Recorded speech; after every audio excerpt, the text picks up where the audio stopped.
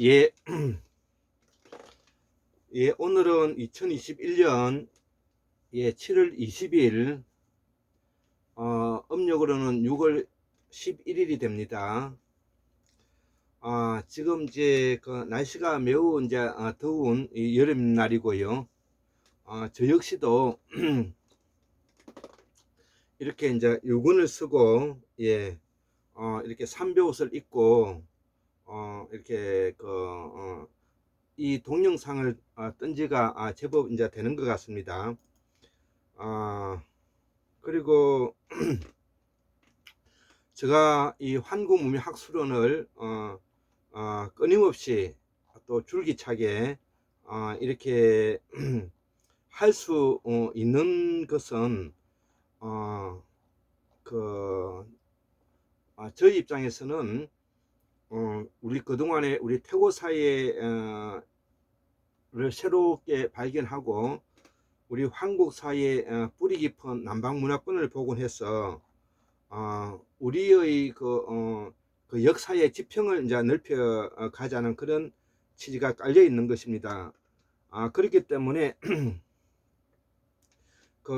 오늘 한국문명학술은 80강 강의가 되는데 춘천 중도에 있는 선사 유적지와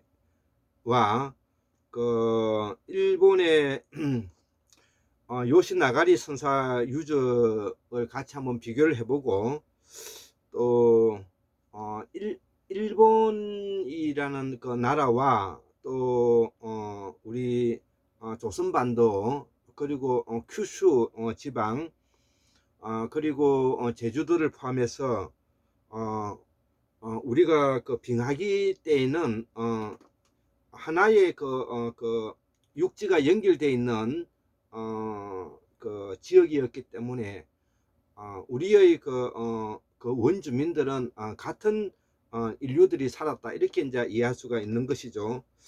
이제 다만 일본은 우리보다도 그 지형이 이제 거기도 그 위도가 같은 부분이 있고 또 위도가 더 낮은 지역도 있지만 기본적으로 일본은 조엽 수립 문화권에 들어가는 것이죠. 제주도를 포함해서 말이죠.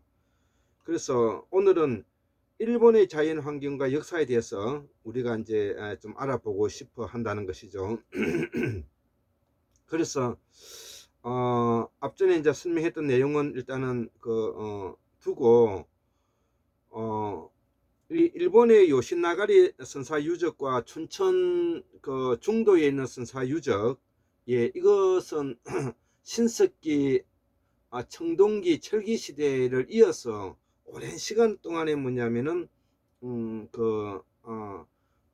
유적을 우리가 알 수 있는 것이죠. 그래서 일본 요시나가리 선사 유적에서 나왔던 이 마제석기라든지 또 동검, 뭐 비파형 동검이라든지 이런 것들과 또 백제 시대 때 그 온간, 지금 현재 전라남도 영광 그 나주 영산강 일대에 나오고 있는 온감묘, 그 다음에 김해의 해현리 패충에서 나온 온감묘, 이런 것들이 이제 거의 똑같다는 것이죠. 일본 요시나가리 선사 시대의 유적과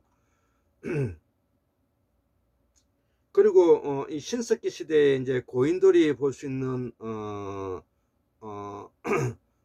적토끼 이제 들이 있고요. 그러니까 이 적토끼라는 것은 홍도라고도 하죠. 홍도. 그래서 우리 조상들이 사용한 잡다한 토기와 도구들이 일본에 있는 요시나가리 유적에서도 낫이 있고요. 그 다음에 하기야 일본 큐슈 사가현의 요시나가리하고 부산하고는 또 매우 이제 가까운 것이죠. 아마도 수백만 년 전에 지금의 현해탄이었고 일본과 우리나라 사이에 육지로 연결되어 있었으며 이 지역은 하나의 뭐냐면은 문화권이다 이렇게 이해할 수가 있는 것입니다. 그렇기 때문에 일본에 있는 큐슈 지방에 있는 열도와 제주도와 신안 앞바다 흑산도, 그 다음에 뭐냐면은 우리 조선반도의 남반부 그 와는 계속해서 제가 같이 다닐 그 뭐고 문화권이었다고 이야기를 하는 것이고요. 그래서 특히 뭐냐면은 영산강에 있는 나주 영산강에서는 바로 해상 그로가 더 발전되어 있기 때문에 우리가 그대로 가면 갈수록 이 지역이 더 국제 도시였다, 이렇게 이제 이해하면 되는 것입니다. 그래서 이 사가현에 있는 일본의 노가리 유적의 특징을 보면 한반도의 문화가 신석기 시대를 거쳐서 청동기 시대 그리고 벼농사 문화로 발전하여 일본 요이 뭐냐면은 문화 형성에 큰 영향을 미치고 일본의 뭐냐면은 영위기에도 불교묘 학문이 백제로부터 전래되어 왔다고 기록되어 있고, 백제의 왕인 박사가 고대 일본의 문화를 심어준 우리가 인물로 우리가 잘 알고 있지 않습니까? 또 일본에서도 이를 추앙하고 있고요. 그래서 이 왕인 사당인 다카이 신사를 만들어 놓고 왕인 박사를 찬양하기도 하죠. 자, 더불어서 또 두 번째 요시노가리 유지 복원들을 보면 우리가 한국이나 일본이 다 주식이 살이라는 것이죠. 그래서 일본도 살을 재배하면서 일본에서도 엄청난 변화가 왔다는 것이죠. 그래서 이 살농사 기술이 처음부터 그 남반부에서 자연농법을 하고 있었지만은 수로를 이용한 농업 기술이 천문학과 그 다음에 달력과 자연 그 음양 오행 이러한 그 철학이 발달되면서 이 북방에서 발전한 그 이 농사 기술이 일본에까지 건너가게 됐다는 것이죠.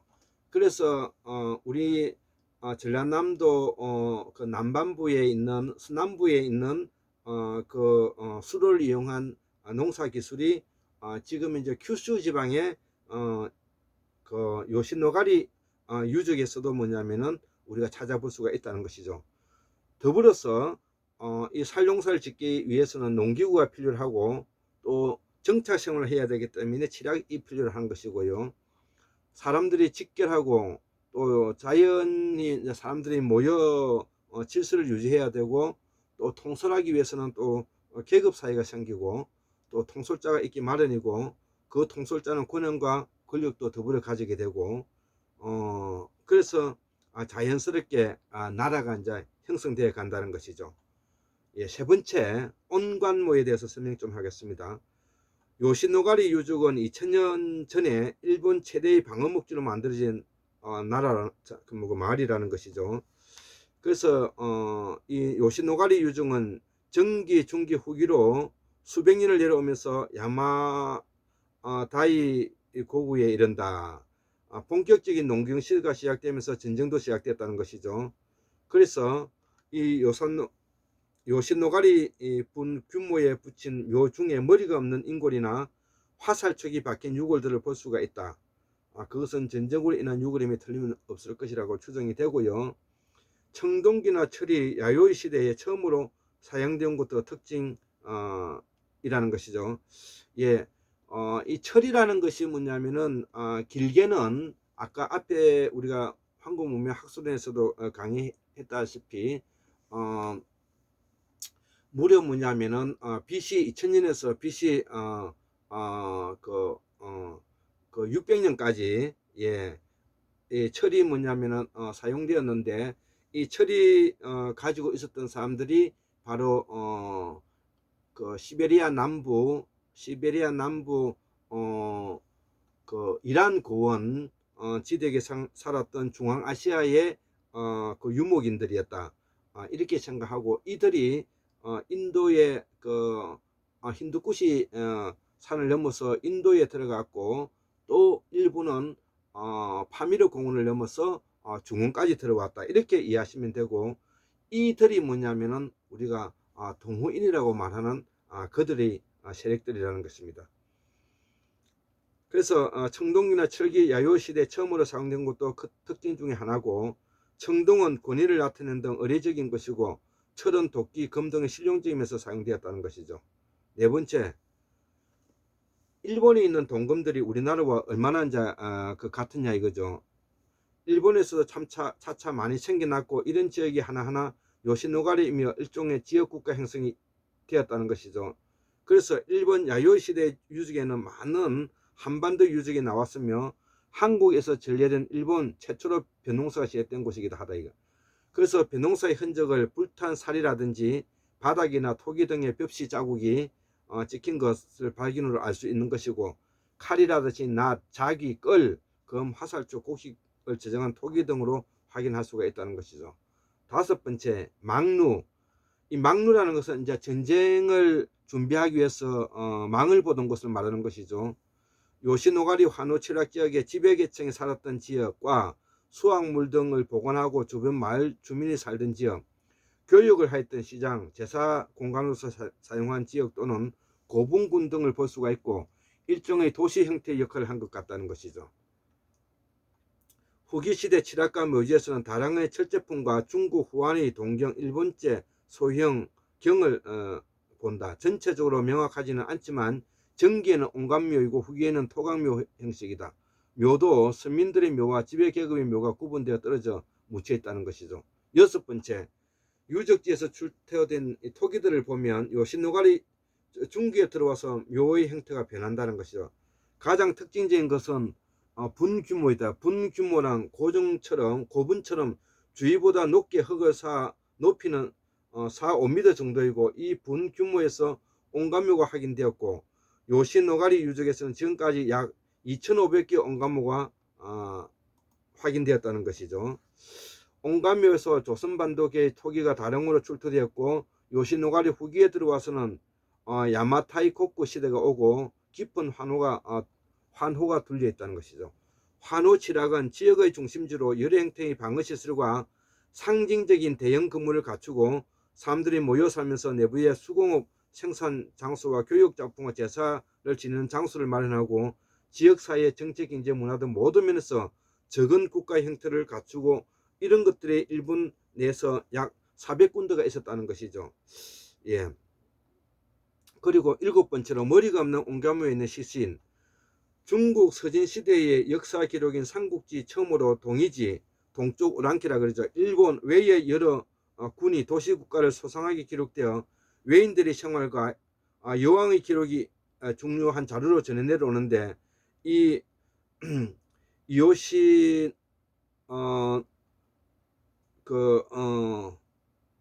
노라기 유적의 발굴로 이곳 전시장을 크게 4개 영역으로 나누어 한반도의 농경문화가 일본으로 전파와 야요이 마을 탄생, 야요이 마을 탄생, 고대 한반도와 야요이 마을의 생활상, 한반도와 일본 유물과 한일 교류, 당시 영역을 통해 사람들이 생활을 엿볼 수가 있게 만들어 놓고, 선사시대의 농경생활 모습을 실질적으로 표현하고, 따뜻한 봄날에 씨를 뿌리고 있는 사람들의 모습을 우리가 보여주고 있다는 것이죠.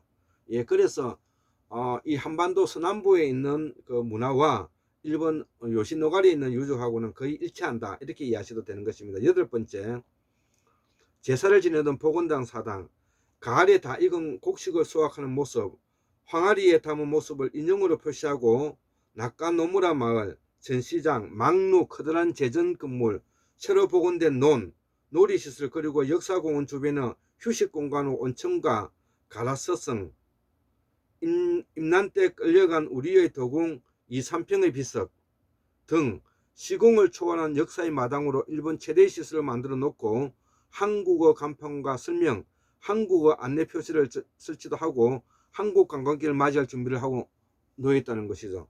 이처럼 우리의 춘천 중도에 있는 선사 유적지도 세계 최고의 오래된 선사시대의 고조선 이전의 생활상을 담고 있는데, 이것이 지금 현재 훼손되고, 이것이 뭐냐면은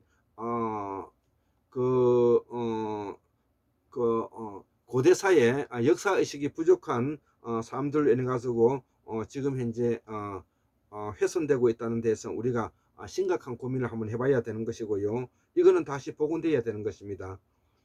그래서 9번째, 우리나라 일본의 이제 토기 비교를 해보면 이 일본 사람들의 역사의식과 우리보다 짧은 역사를 가지고도 선사유적지 발굴에 저토록 열의와 성의를 다하는 모습에 감통과 경연을 표하고 유구한 역사를 가진 우리도 각오를 새롭게 해야 된다는 것이죠. 그래서 춘천 중도 선사유적지는 우리가 세사 말할 것도 없다는 것이죠. 더불어서 다시 한번 느끼며 마지막으로 일본인들이 한 발 더 나아가 볼거리를 만들어 놓고 관광사업에 눈을 돌려 우리들에게 손짓을 하는 것은 우리가 여기에 대해서 배워야 되는 것입니다.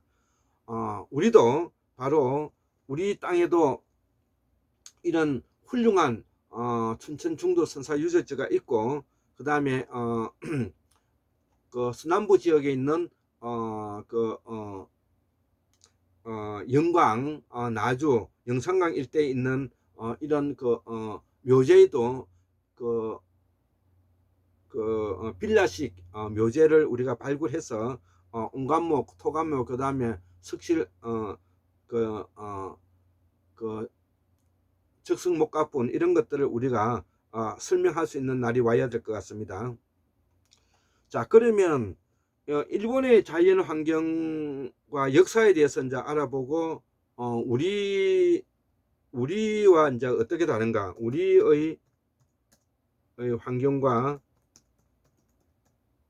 일본의 자연 환경 역사에 대해서 역사에 대해서 알아본다는 것이죠. 예.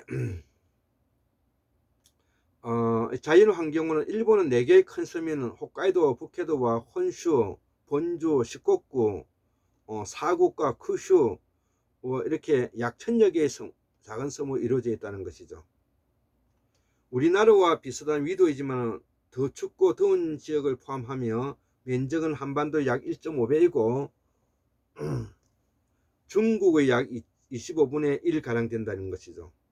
태평양으로부터 불어오는 몬순을 직접 맞기 때문에 강수량이 풍부해 벼 재배와 수력 발전에 적합할 뿐 아니라 풍부하고 급한 물줄기는 국토의 4분 3이나 되는 산악지역과 어울려져 아름다운 풍광을 이룬다.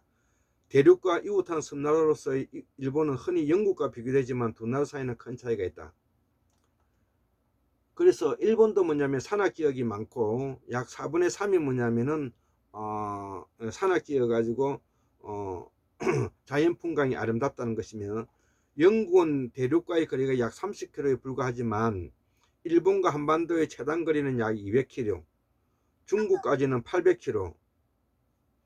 더욱더 동아시아의 세계는 문화적 중심과 주변적 중화와 사이가 화이지스로서 정착된 국제 사이였기 때문에 일본에 끼친 대륙의 영향 다분히 문화적이라는 것이다.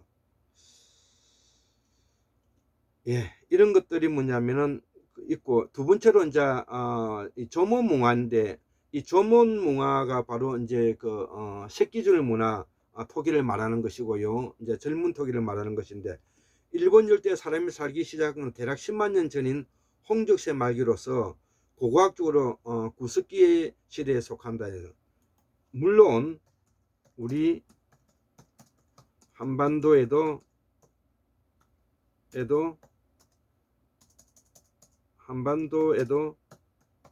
그들이 함께 살았다고 추정된다. 예, 이때 일본 열도는 동아시아 대륙의 끝부분으로서 대륙과 일본은 육교로 연결되어 있었다는 것이죠. 홋카이도에서 큐슈까지 구스키 유적이 고르게 분포되어 있는 것으로 보아 첫 주민들은 남북의 두 방향의 육로를 따라 이주했을 것이다. 그들이 쓰던 타제석기와 뼈 연모는 점차 세련되어졌으나 토기는 만들 줄 몰랐다. 빙하가 녹고 충적세로 접어들 점 일본이 신석기 문화가 나타났다는 것이죠. 예, 10만 년 전에부터 뭐냐면은 이 지역에 우리가 살았고 우리 땅에도 그들이 살았다는 것이고, 그래서 충적세 시대인 신석기 문화가 1만 년 전 육교가 사라지고 일본 열도는 지금과 같이 비슷한 형태가 되었다는 것이죠. 1만 년 전 해수면이 해수면 상승. 12,700년 전에 토기가 발견됨으로써 일본의 토기 문화는 세계 최초의 것으로 간주되고 처음에는 실용 위주의 단순한 것이었으나 시대가 내려올수록 용도에 따라 꾸밈과 형태가 극히 정교하고 다양해졌다. 그러나 기본적으로 새끼 모양의 무늬를 지녔기 때문에 이를 우리가 조문 또 절문턱이라고 한다는 것이죠. 새끼 무늬턱이라고 부르는데 이 신새끼 문화를 조문 문화라고 한다는 것이죠. 예, 이거를 뭐냐면 바로 잡습니다. 그래서 젊은 토기는 조문턱이고 이는 새끼줄 새끼줄 무늬이다. 예.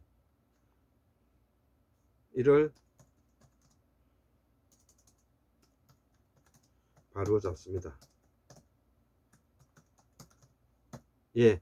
그래서 제가 빗살무늬 토기를 이제 젊은 토기라 이렇게 표현한 적이 있는 것 같은데 빗살무늬 토기는 또 이 새끼줄 무늬하고는 또 조금 다르죠. 예, 이제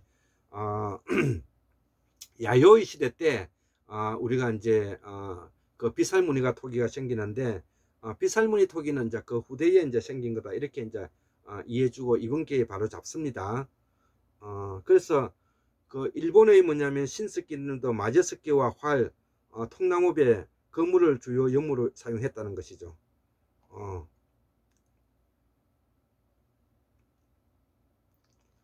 그래서 빈부나 신분 차이는 아직 없었고 가족이나 집랑의 어른이 질서를 잡고 협동 작업 제사 배분을 맡았다. 채집, 수렵, 오류를 주로 하는 작업자족 사이에서나 화살촉을 만드는 흑요소 따위는 산지로부터 열도 전역으로 교육되었다는 것이죠.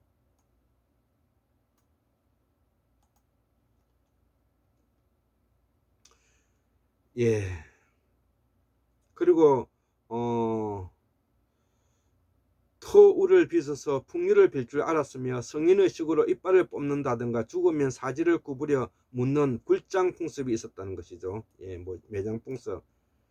이 조문인을 현대 일본이 직접 조상으로 여기는 근거는 체질과 언어의 기운이 이 시대에 보이기 시작했다는 것이죠.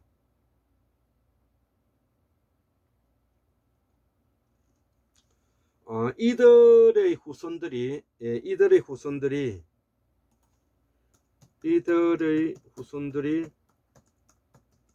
이 한반도 남부에도 살았고 이들이 석시다.